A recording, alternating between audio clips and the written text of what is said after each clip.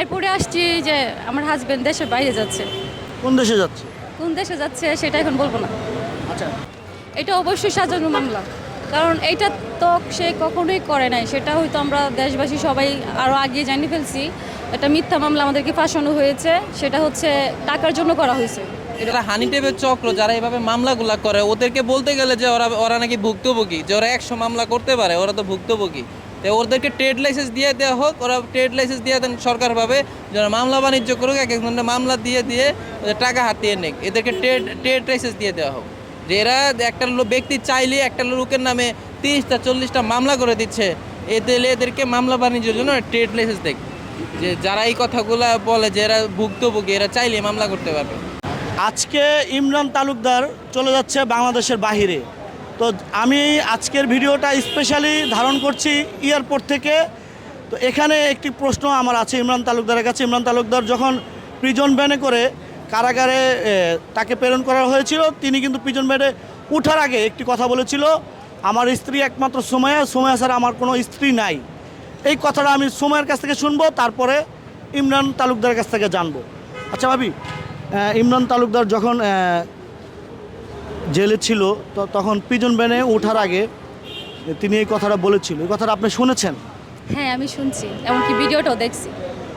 শোনার পরে আপনার অনুভূতিটা একটু জানবো, মানে শোনার পরে আপনি স্ত্রী হিসেবে ইমরান তালুকদারকে মানে কতটুকু? আমি জানি যে আমার হাজব্যান্ড কীরকম, সেটা আমি ভালো করেই জানি। আর হচ্ছে আমরা মানে 6 বছর ধরে আমরা রানিং সংসার করতেছি। আর সে হচ্ছে মানে আজ পর্যন্ত তার কাছে আমি কোনো বেইমানি পাই নাই। যাই কিছু হয়ে যাক, সে আমার সবসময় আগলায় রাখার চেষ্টা করে।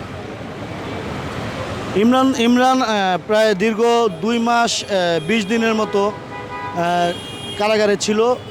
আপনিও ফেরারি ছিলেন। ইমরান ছাড়া পাওয়ার পরে, জামিনে মুক্তি পাওয়ার পরে ইমরানের সাথে দেখা করতে পেরেছেন কিনা?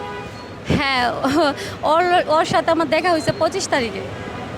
এত লং? তারিখে জামিন পাইছে আর 25 তারিখে দেখা হয়েছে, একদিন পরে দেখা হয়েছে। একদিন পরে দেখা হয়েছে। সেই দেখার অনুভূতিটা জানবো, মানে 2 মাস 20 দিন পর স্বামীকে কাছে পেলেন। হ্যাঁ, রোজা ঈদ করতে পারি নাই, কুরবানি ঈদ করতে পারছি। 6 বছরের মধ্যে প্রথম একটা ঈদ স্বামীকে ছাড়া করলেন। হ্যাঁ, করছি, কপালে ছিল। কপালে ছিল। মানুষ তো বলে 4 আঙ্গুলের কপাল, অনেক যে ভাগ্যবতী যারা 4 আঙ্গুলের কপাল হয়।